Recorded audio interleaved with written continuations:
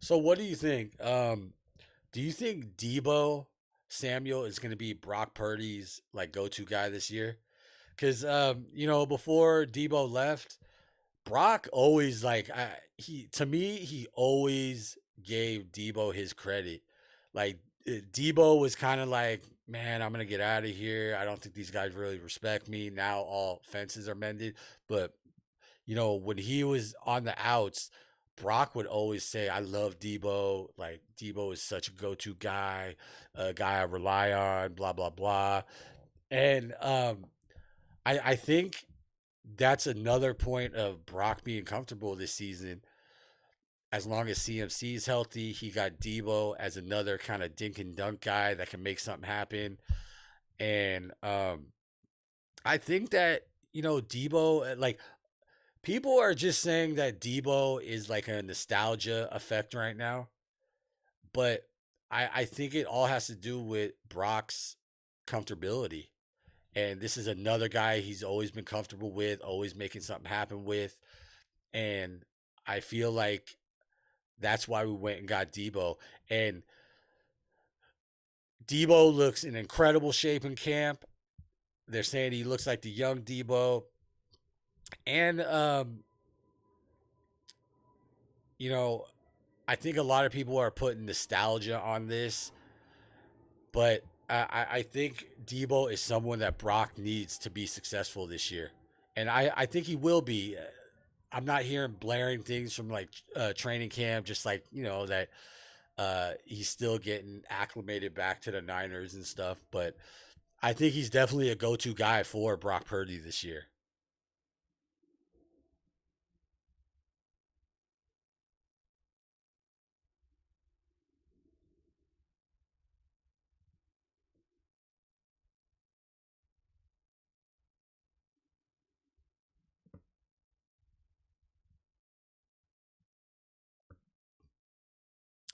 And I mean, something else, like the offensive line right now, I'm like so confused on what's going on. Like, I've been hearing like good things about like Connor Colby, and all of a sudden it's like, oh, he's definitely not starting.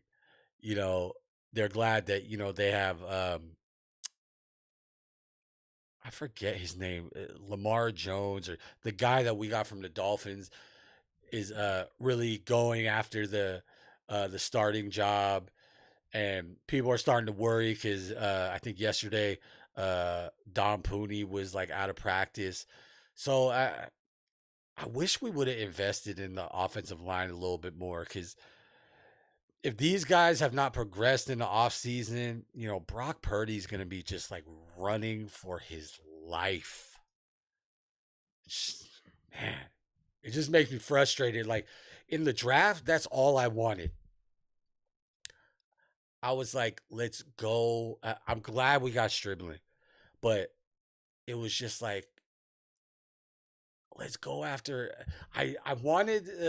I don't even remember his name now, but the Oregon guy that was still on the board before we drafted Stribling.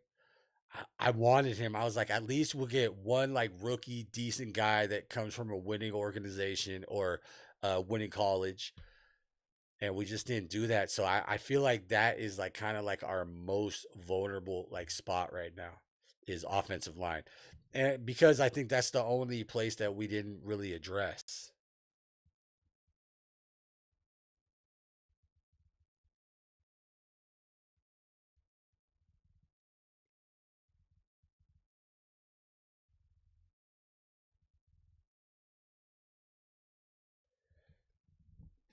And I mean, something else, the whole, I thought the Vea kind of rumor was like dying down for us. And like, I don't know if this is just narrative, because I feel like this would be a big move for the Niners, as far as like it would like kind of just lock us in, because Vita Vea wants to get traded and then obviously like immediately extended. And I think, the Niners are kind of like, you know, keeping all the money, the salary cap like close to the vest. So I'm kind of um wondering why this is such a hot thing right now.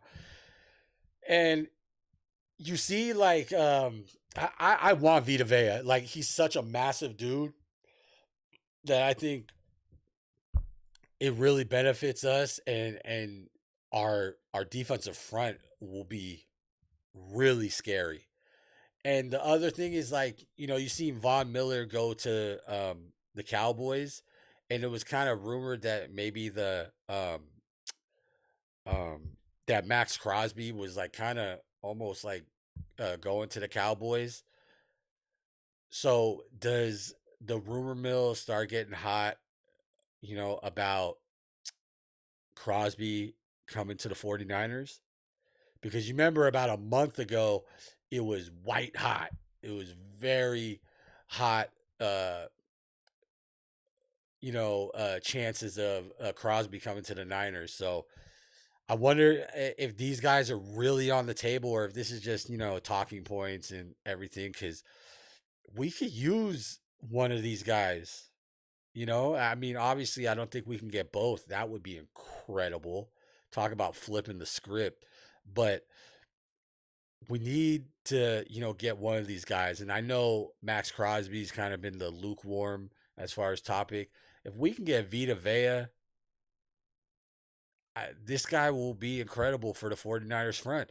And the fact that he's a homegrown Bay Area dude, he's from Milpitas, California, which is very close to Levi Stadium and the practice facilities. So, um, I think this would be a good fit for the Niners. I just don't know how much we want to do it long term because I think he's just turning 30. Um, but yeah, as far as stacking the deck for the 49ers, I really think we should go after Vita Vea because the rumor is really lurking. And a lot of people that, have their podcasts and stuff, they're kind of leaning towards, you know, Vita Vea might be a Niner. So we will see.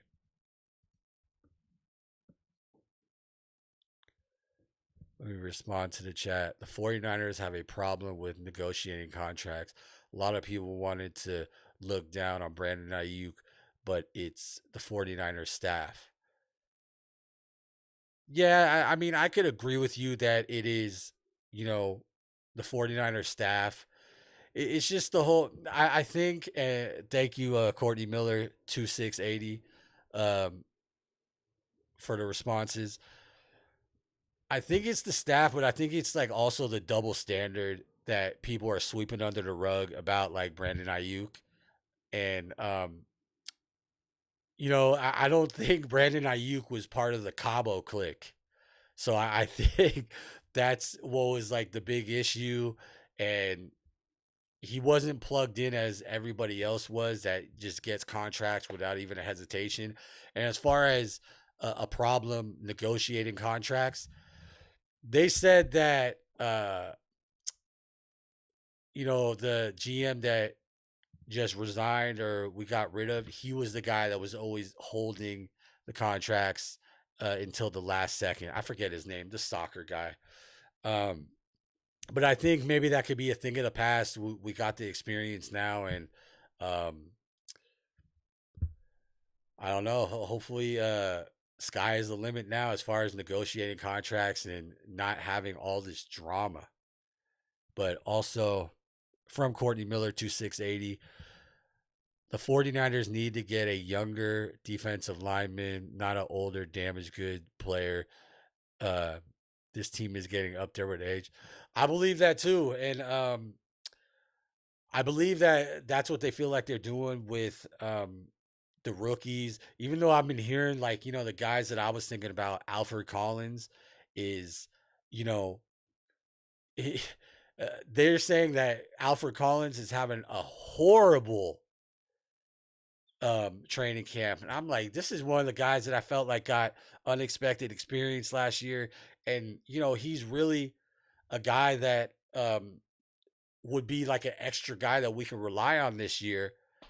But unfortunately, I don't think these rookies are panning out, and it's just kind of time will tell. And I think the biggest move, especially with the defensive line, and I believe he's like 26 or 28, I think, is Osa Adigizua. Like I I'm just I can't wait to see the ruckus this guy brings this year. I think he is just someone that wants to prove it, and um, I think that I think he's really gonna prove it. He wants to stick it to the Cowboys. He's already marking the Cowboys game on the calendar, which I will be attending with a couple of my friends, including Dr. Haro in Texas. I will be at AT&T Stadium, and I can't wait for that. Um, but yeah, we definitely need to go younger, but I kind of that's why I kind of feel like this is the last year of the window of the old guys. I gotta think we're gonna kind of shift in the other direction. I think we have one foot in the rebuild already. So